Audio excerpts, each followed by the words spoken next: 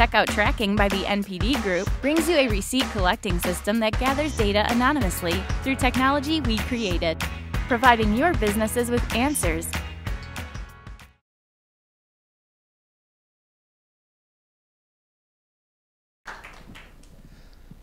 So yeah, my name is James Blaha. I'm the CEO of Vivid Vision, and we're using virtual reality games to treat vision problems. And our big focus is on lazy eye. I'm going to talk mostly about perceptual learning and how it relates to games. So first, I want to kind of just go a quick overview about what perceptual learning is.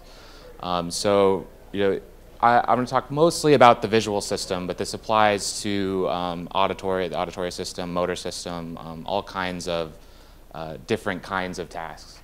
But basically, what perceptual learning is, it's this idea that the brain learns how to take the input coming from the body, and it filters that input in order to do useful things.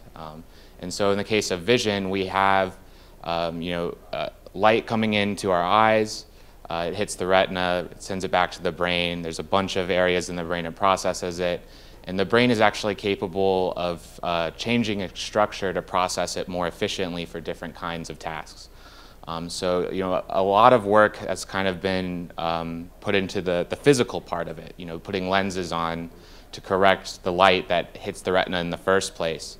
But you can actually get a lot of gain in focusing on the brain part of it, the perceptual part of it, after the information's already hit your eyes. So there's been a lot of research in perceptual learning and vision over almost the last 100 years. And it started off with these very simple, basic tasks, because they're trying to remove variables. So the kinds of tasks that they did were, in this first one, vernier acuity, you'd have to determine if this line was lined up with the one above it and below it, or if it was off to the right or off to the left. And they'd have people sit in the lab, answer 100 of these per minute, like really quickly, and it would just get harder and harder and harder. And then this other task, they'd have letters in the center. They'd change the letter, and they'd have all these little noise dots to kind of distract your eye. And they'd figure out how the noise affected your ability to quickly identify these letters. And in this task, they'd have all these lines, and then a few of them would be turned a bit, the ones that are circled there. And you'd have to determine if it's turned more towards up and down or more towards left and right.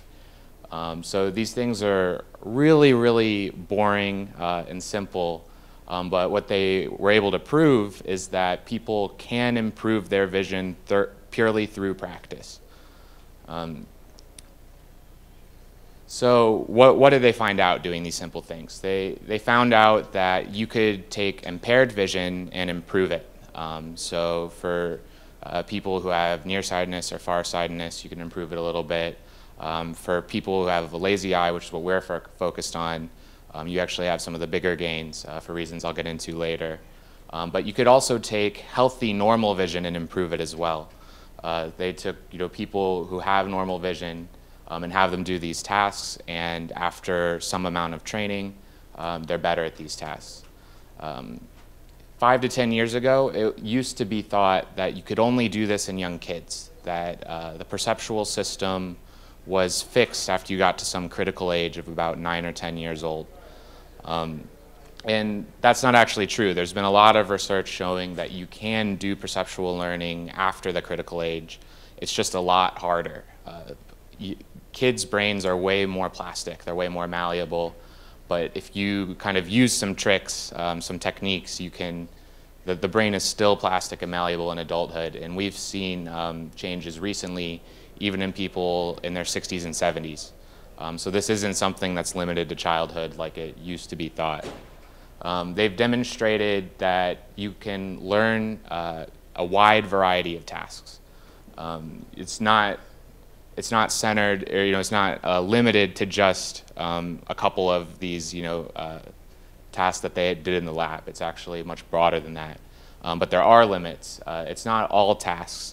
And especially in the early research, what they found doing these very specific simplified tasks is that you can improve at that task, but it was very difficult for them to demonstrate a generalized increase in vision from doing a simple task. So if you sit there and look at these lines all day, you'll get really good at seeing where these lines are, but it's not going to improve your day-to-day vision at all. And so the other thing they figured out is how you do the training matters. So one of the primary examples of this was they did a lot of research where they just did the exact same tasks as before, except they added a sound reward. You know, just a nice bell chime when you get it right, a horrible buzzer when you get it wrong, and this improves the amount of gain that you have in the training. And of course, you know, in games we use the sound rewards all the time. We know it's an effective thing to keep people motivated, but it also actually has an effect on how quickly people learn and how much they learn. So people, you know, kind of realize that these tasks are boring, they're simple, and they need to get people to do them for hours and hours and hours. You know, anywhere from 10 to 50 hours, depending on what the task is. So they started turning them into games, which, you know, is a good idea. These are some of the early games from about 5 to 10 years ago. And in this one, you know, you just have to, there's all these smudges, and the one that looks like a little grating, which is that one, you have to pick those out. And if you get it right, you get a score. They added a time. So this is basically, they did the minimum required to turn this into a game. But it still improved the efficacy of it, and it helped people to actually spend more time doing it. So it did kind of increase, you know, it did make it a more effective training tool.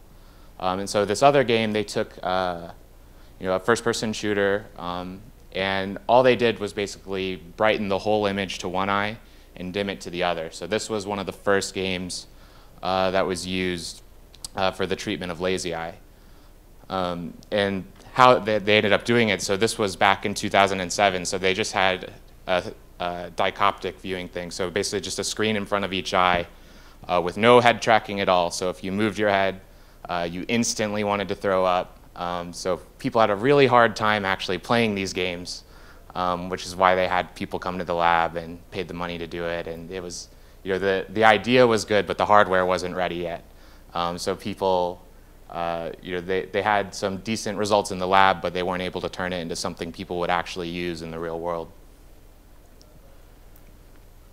So why do games help for this stuff? So one of the primary reasons why games help so much is it's a motivational tool. Especially recently, we've seen you know, some games in mobile that motivate you to play them frequently.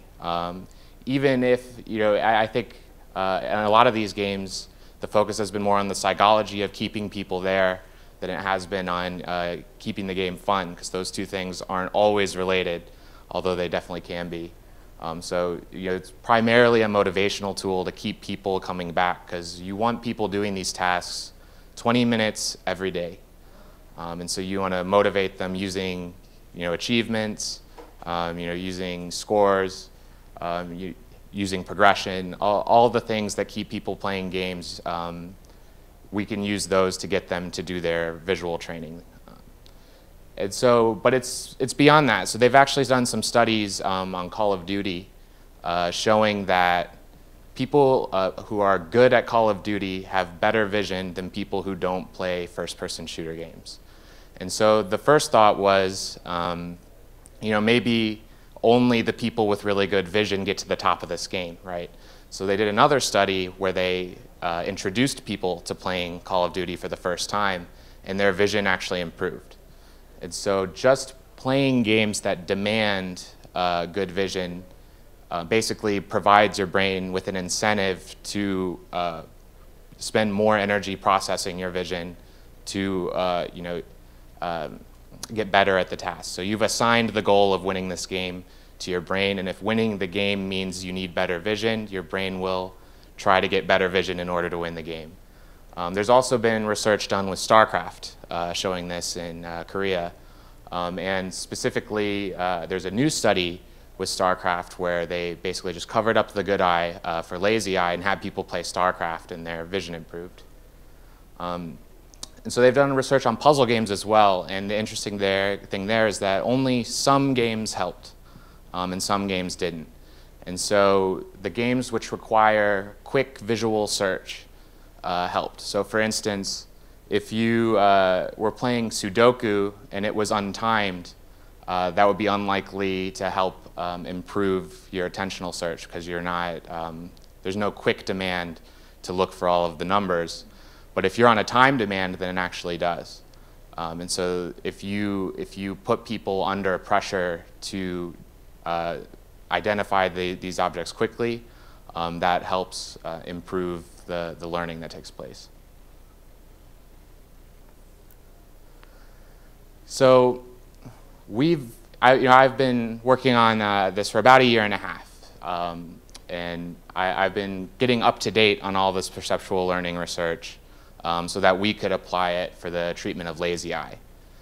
So I actually have a lazy eye. When I was a kid, I did the patching of my, basically they cover up your good eye to try to force you to use the weak eye, which kids don't do it and they hate it. It's a form of torture. You're basically like willfully blinding yourself. So that it doesn't really work that well. It actually works in less than 50% of cases where people do it. And so we've been applying these techniques using virtual reality. So these are 2 different games we have. In the left game, you're playing like a 3D breakout in VR. The bricks and the asteroids outside the arena are shown brighter to the weak eye and dimmer to the strong eye. So this helps overcome the suppression of the weak eye. So basically, people who are born with lazy eye, the 2 images going to the brain, they don't match up. So the brain takes a shortcut to the best vision, and it starts ignoring one. And even if you can correct the weak eye later with either surgery or glasses, the brain continues to ignore it because there's no incentive for it to use that eye. It doesn't help you achieve your goals anymore to turn that eye back on, at least in an incremental way. And so we'll do this thing here with the asteroids where they're brighter in the weak eye and dimmer in the strong eye. And then we'll also put some of the game information, the symbols inside these rings, in only their weak eye. And the ship here is only in the strong eye. And so we're basically requiring to play this game that you have to use both eyes together, and they have to be fused onto the same image. And so we can do, that's kind of the general idea. We have lots of small tricks that we do also, depending on if their eyes crossed or not. So we've been doing research over the last 8 months. We have some initial results. So when I started, I was stereo blind. If my right eye was open, I would only have a little bit of peripheral vision in my left eye. The vision for me was 20/70, so it's this TOZ line here. At 20 feet, I could read only that line if my right eye was covered up. Now I just went to the doctor, got it measured again. I'm almost 20/20 in my strong eye, or I'm sorry, my weak eye. So that's, I got almost all the letters right on that FEL line this time. And I went from having no stereo vision at all to having almost normal, about 90% normal stereo vision.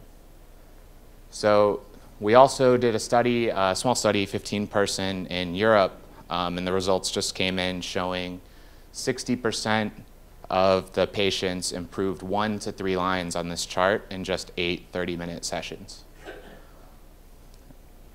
So, which is about 500 times faster than patching would be, and it's about as effective in that time. And I think if they played longer, we'd probably see bigger improvements. We're doing a 60-person study here in the city at UCSF. We've only had the first 10 people participate, and our first initial results from that study are showing about the same thing as what we were seeing in Europe. The other important thing we're doing here in UCSF is we built a whole suite of vision tests using the Rift, and we're showing that our tests are as accurate as clinical tests. And so what that allows us to do is remote testing. So if you have a Rift, you could use our software and we can measure your vision. Most people only get their vision measured once every couple of years. We have very sparse data when it comes to vision. And so what we'd like to do is have people play VR video games, and we're actually doing this with almost 1,000 people now.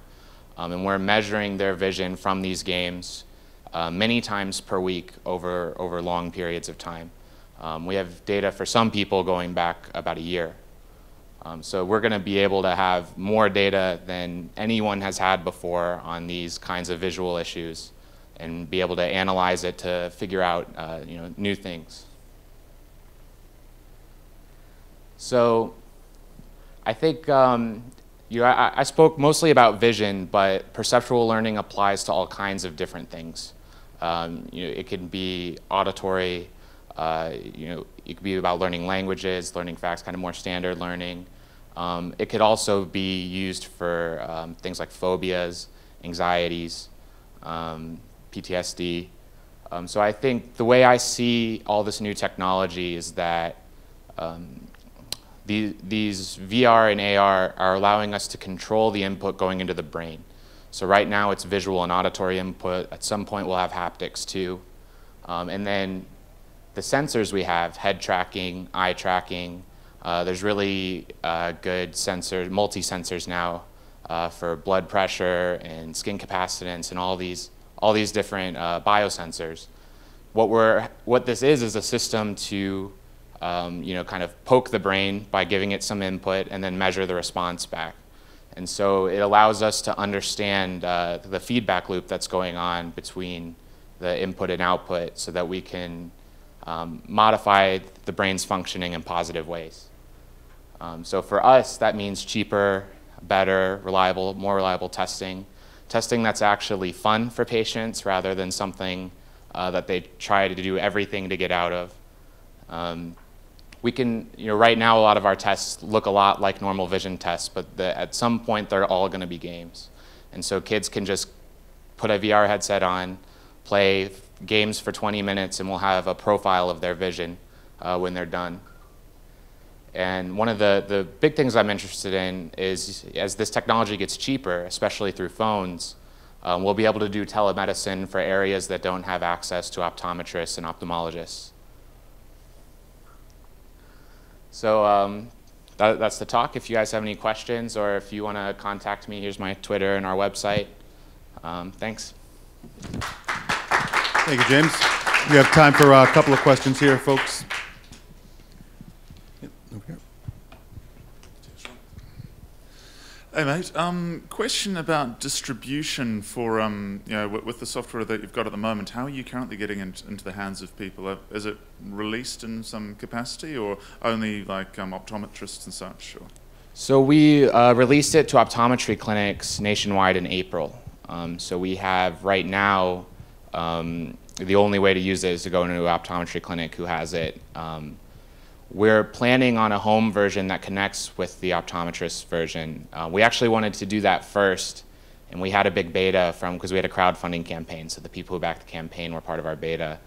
But the hardware is just not ready yet, particularly because our patients are an even cross-section of all people and all ages. So this is not a game-playing or tech-savvy demographic. And the DK2 is, difficult to set up and get working, and they're dropping support. So we really wanted to release something for the home, but we won't be able to until the hardware's there, I think. All right, other questions? Have you done any work on strabismus? I know that UC Berkeley is working on some things like that. Yeah, so I actually have strabismus as well. In our studies, half of all the participants have strabismus and amblyopia. And so we're seeing better results in people who just have amblyopia and not strabismus.